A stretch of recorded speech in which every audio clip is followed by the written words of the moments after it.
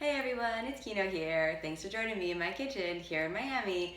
I'm going to share with you today a really fun and pretty easy ginger chai recipe. It's just something I put together after many trips to India. I'm vegetarian and I don't drink cow's milk, so this recipe is going to have the unsweetened organic silk soy milk, which I really love. It's definitely my favorite soy milk. You don't need a lot of ingredients. You need a good black tea. I've got this just a plain organic English breakfast tea. You could use any black tea. An Assam tea or an oolong tea is really good. So any kind of black tea. You need ginger, just not a lot of ginger, but you need some ginger. You need some soy milk, you need a pan or a pot, some water, and for a little secret ingredient, you can add some maca powder. If you don't have the maca powder, just do it with the ginger, the ginger, the black tea, the soy milk, and a little bit of water. Now, the first thing that you want to do is grab your ginger. The biggest mistake in making ginger chai is using too much ginger because it can get really strong. So, you want to take a chunk about this size, this much ginger, and then you just want to slice it. You don't even need to peel it. Slice it, all right, all the way through. And that is about how much ginger you'd need, just about that much. All right, now I have taken the liberty of placing the ginger in the pot already and pre-boiling it. So I don't know if you can see, I'll try to bring that over for you. It has been pre-boiled, okay? So the ginger's been pre-boiled. So what that means is that I put this in on a low simmer, brought it to a boil and let it simmer for between 15 and 20 minutes. And you'll know that the ginger is really ready. Let me see if I can really bring that closer to you. You'll know that the ginger is definitely ready when the water is yellow. It's not the most beautiful looking water, but can you see it looks a little yellow in there? Okay, then you'll know the ginger's totally ready. The second thing that will make the ginger ready is you need to smell it. You should be able to smell that warm ginger flavor. Now, you have to start off with whatever spice you want to put in your chai before you add in the tea or anything else, because the ginger needs to boil, and if you want to add in any other spices, then that would need to boil too. Today we're just doing pure ginger. Okay, so I've got the ginger already pre-boiled. I've got the water in there. Now, the next step is we're going to add the heat back on. There we go.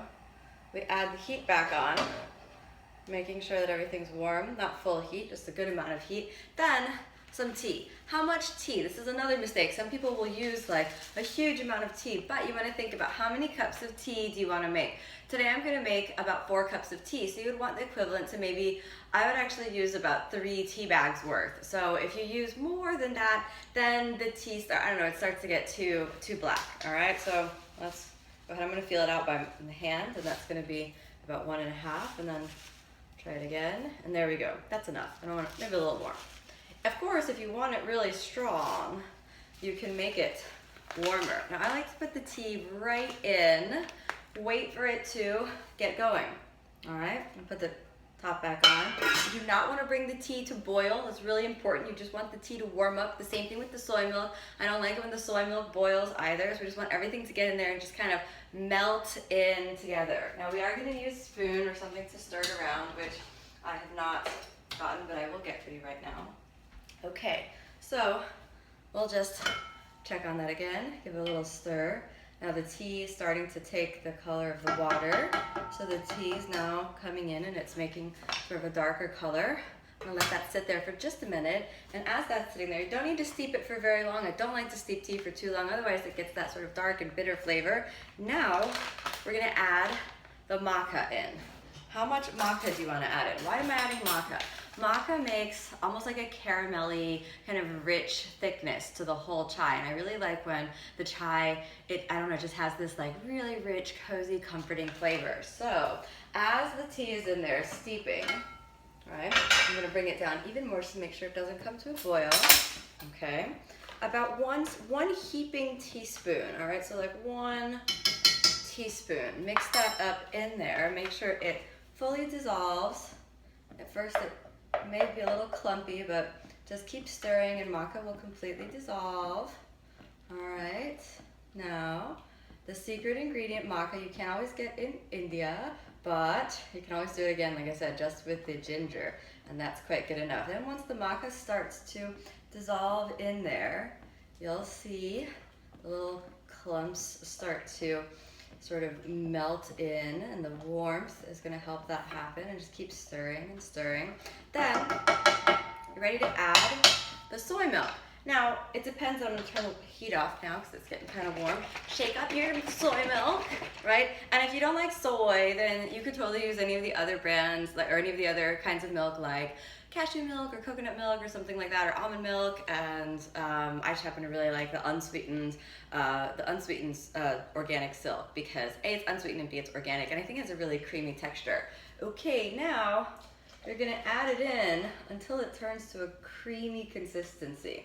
And I think it's about half water and half soy milk, but it's that creamy consistency that you're looking for. You turn the heat back on, not too hot because you don't want that to boil. So we'll just make that warm, okay? Now I've got my cup prepared so I can show you what the end result is gonna be. Okay. Let that sit there for a moment. Now, one of the things that I love about chai is I feel like chai has some caffeine, so I don't drink coffee. I don't have anything against coffee, but I just don't like the taste of it. So chai for me is excellent. Okay, I think that's probably enough, just enough to make sure that it's warm. Maybe a few more moments. So I'll turn the heat up a little just to expedite. Be careful if you turn it up because if it boils, it may be a little bitter. Let's talk about sweetness. Here are two sweetening options. If you're vegan, you probably want to go with maple syrup. I don't love agave in chai. I feel like it's overly sweet. But honey, if you can do honey, really, really awesome. In India, we use jaggery, which is sort of like a raw cane sugar. And if that's accessible to you, jaggery rocks because it really dissolves really well. Now I'm going to check this out, see how it's doing. I've got a little bubbles, but the soy milk was pretty cold because it was in the refrigerator. So, and again, just make sure it does not come to a boil. The order for adding things in: first the ginger comes to a boil, then the tea leaves, then the maca, then stir that all up. Make sure again it doesn't come to a boil, but it's just gently, gently steeping. Then add the soy milk last. Place it all in there. Wait for some bubbles to come up. Some bubbles to kind of come up. I'm still gonna wait just for one more moment on that. And then the way that you would want, just turn the heat up. The way that you would want to get it out, you need a strainer. Some kind of strainer that's going to prevent your tea leaves from getting in the cup. If you have a strainer that sits on top of the cup, that works too, but any strainer, and I think that should probably have done it. Okay, I'm going to turn off the heat.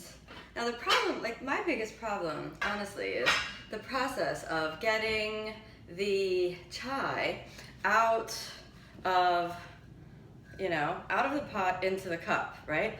Out of the pot into the cup. This is always an issue.